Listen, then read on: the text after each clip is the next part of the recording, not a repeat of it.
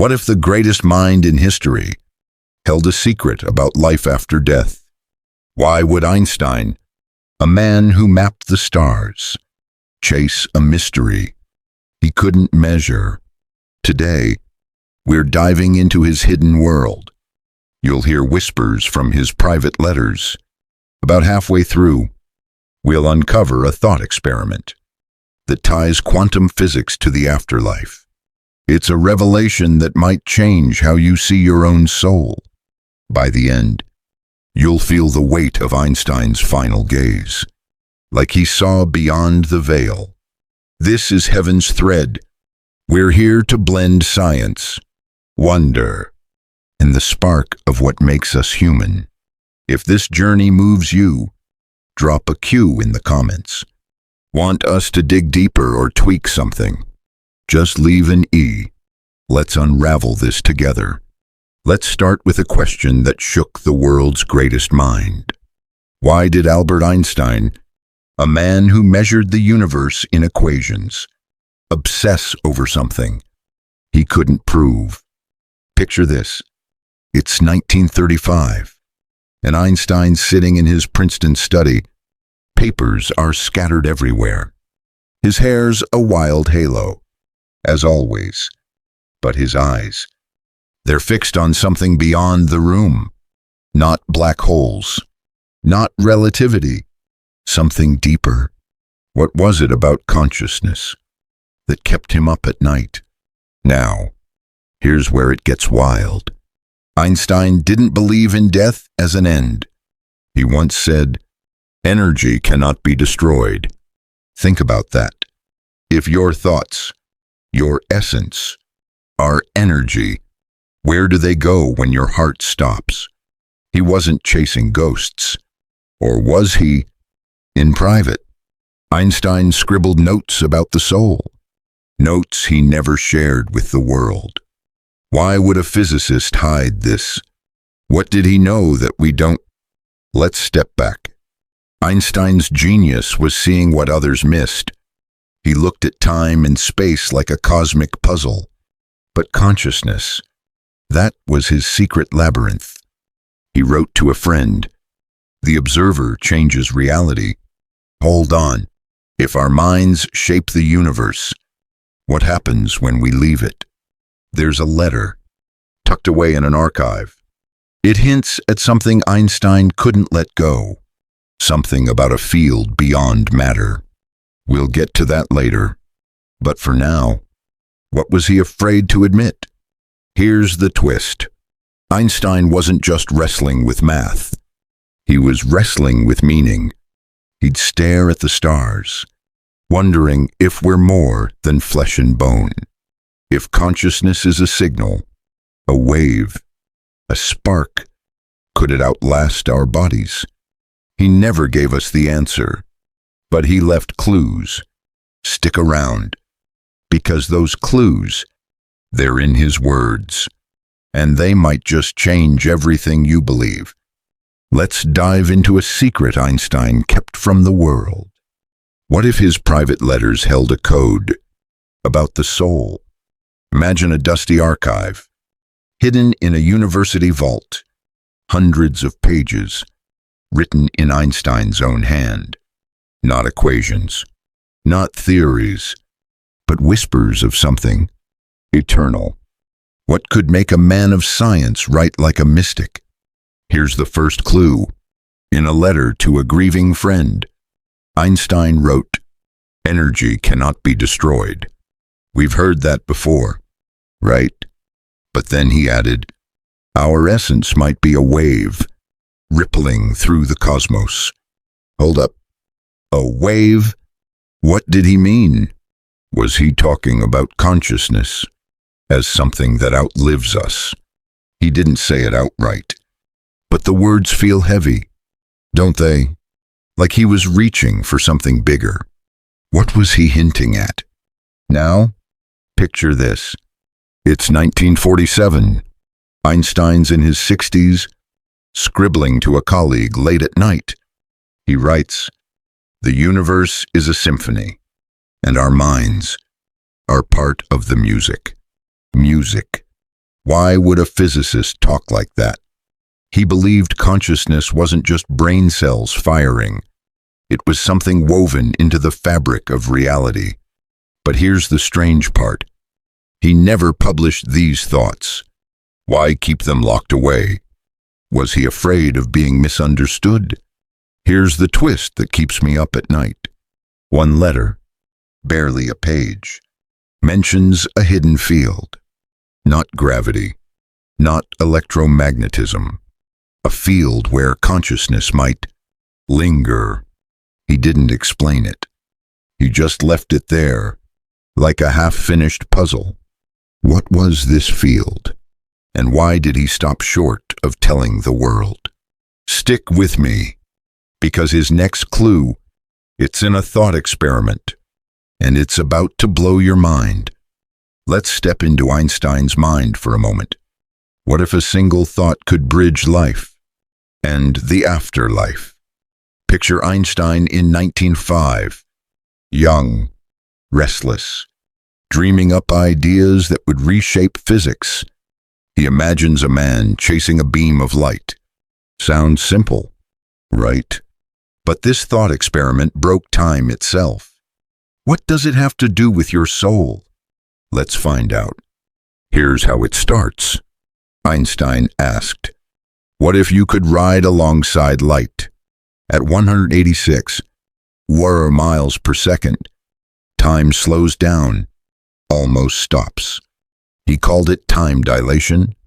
Now, think about this. If time can stretch like that, what happens to consciousness in that frozen moment? People who've had near-death experiences talk about timelessness, a flash where everything feels eternal. Was Einstein's experiment accidentally touching the afterlife? Now, let's push it further. In his thought experiment, the observer changes what they see. Reality bends based on how fast you move. But what if the observer isn't just watching light? What if it's your soul, hovering in that split second? Einstein didn't say this outright, but his notes hint at something wild. He wondered if consciousness could slip through time's cracks, like it's not bound to our bodies. What was he getting at? Here's the twist that'll make you lean in. Years later, Einstein revisited this idea in a private journal. He wrote about a moment outside time, a place where light, mind, and something deeper collide. He didn't call it the afterlife, but he described it like a doorway. A doorway to what? He never finished that thought. But the next piece of this puzzle, it's in his debates with quantum pioneers, and it's about to get weird. Let's dive into the strangest corner of Einstein's world. What if consciousness isn't just in your head, but part of the universe itself? Einstein, the man who gave us relativity, was tangled in a battle, not with equations, but with quantum physics. He clashed with giants like Schrödinger and Bohr. They were chasing something called the quantum mind. What did Einstein think about it? Let's unpack this. Here's the spark. Quantum physics says reality isn't fixed until you observe it. Think about that. Your mind shapes what's real. Einstein hated this idea, called it spooky action. He argued with Bohr over dinner, saying, "The moon's still there when I'm not looking." But privately, he was curious. In a letter, he wrote, "What if consciousness isn't just brain waves? What if it's a signal, woven into the cosmos?" Why would he even ask that? Now, let's get weirder. Schrödinger, with his famous cat, pushed Einstein to think deeper. They talked about particles entangled across vast distances, like millions of miles apart, instantly connected. Einstein called it nonsense. But in his notes, he wondered something else. If particles can share a bond beyond space, could consciousness do the same? Could your soul be entangled with something or someone forever? He didn't say it publicly. Why stay silent? Here's the twist that'll hook you. Einstein scribbled a phrase in 1950. The observer is the key, not just to physics, but to something bigger. He hinted that consciousness might not come from your brain. Maybe it's a bridge to a realm we can't see. He never took that idea to the world. Was he scared of what it meant? Or was he saving it for something else? Hold tight, because his next obsession, it's about music, and it's not what you think. Let's tune into something beautiful in Einstein's mind. What if the key to the afterlife sounds like a symphony? Einstein once said, "If I weren't a physicist, I'd be a musician, not a poet, not a painter, a musician." Why did music mean so much to a man of numbers? Let's listen closely. Here's the first note. Einstein loved playing the violin. Late at night, in his Princeton home, he'd play Mozart. He said music was more than sound, it was vibration, frequency, energy. Think about that. He believed the universe itself hums, like a cosmic orchestra. Could consciousness be part of that tune? A melody that keeps playing, even after we're gone. What was he hearing in those notes? Now, let's turn up the volume. Einstein wrote about fields of energy in his theories. He saw the universe as waves, rippling across space. Music, to him, wasn't just art. It was a clue in a rare letter. He said, "Vibrations connect us to something eternal." Eternal. That's a big word for a scientist.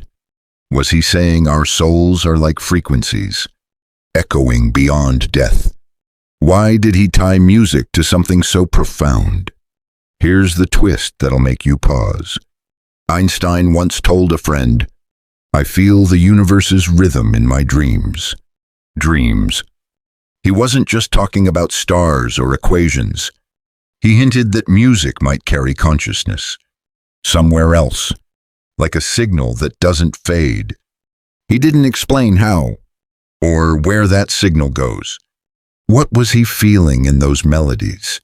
Stick with me, because his dreams, they're about to get stranger, and they involve someone he lost.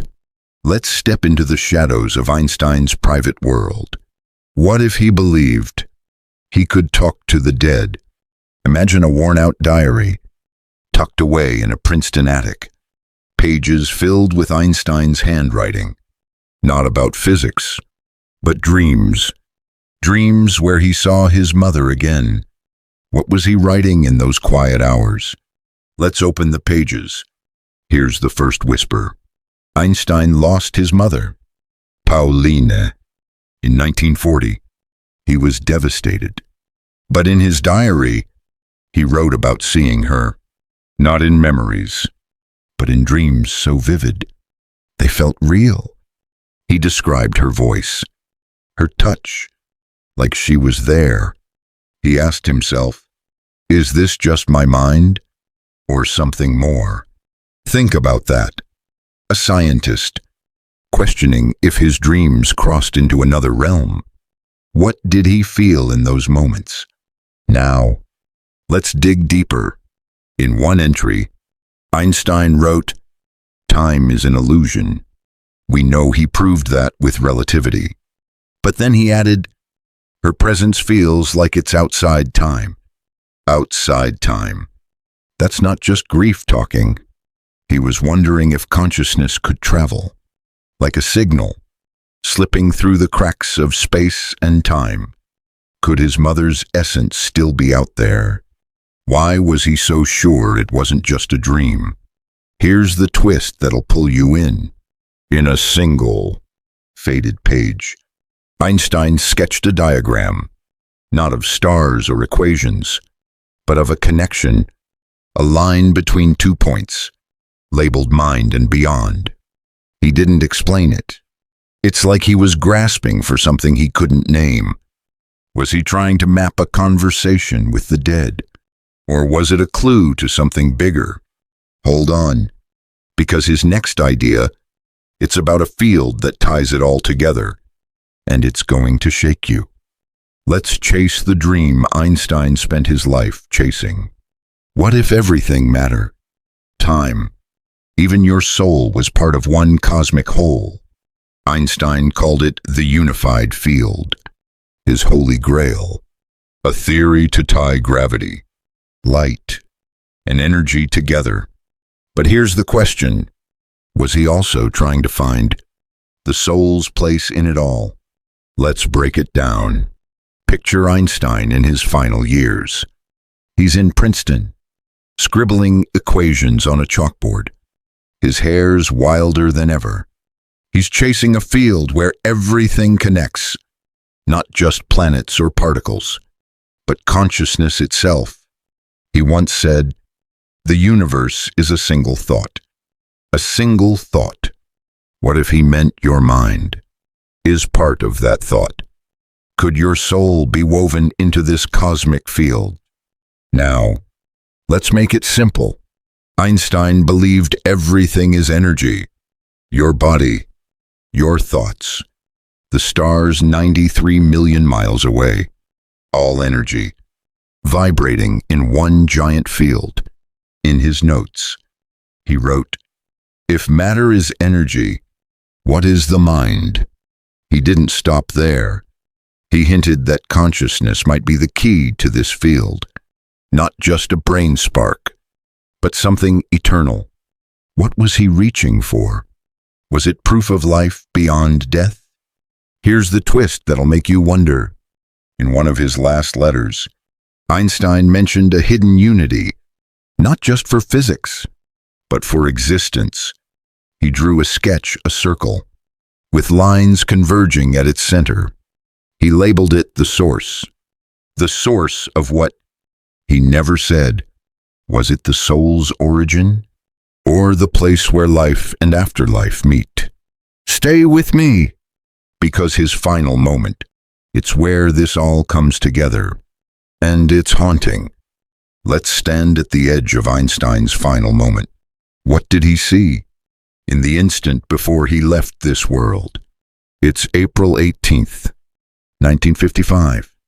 In a Princeton hospital room, Einstein's frail, his breath shallow, but his eyes, they're wide open, like he's staring into something beyond the walls.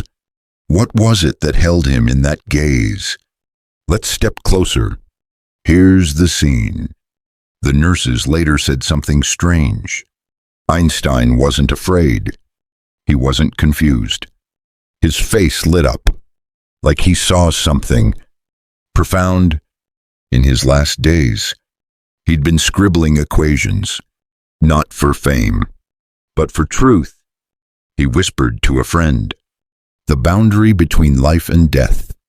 It's not what we think." What did he mean?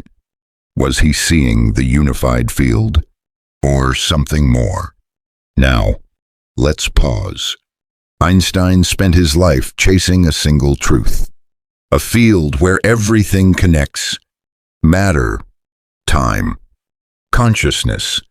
In his final breath, did he find it?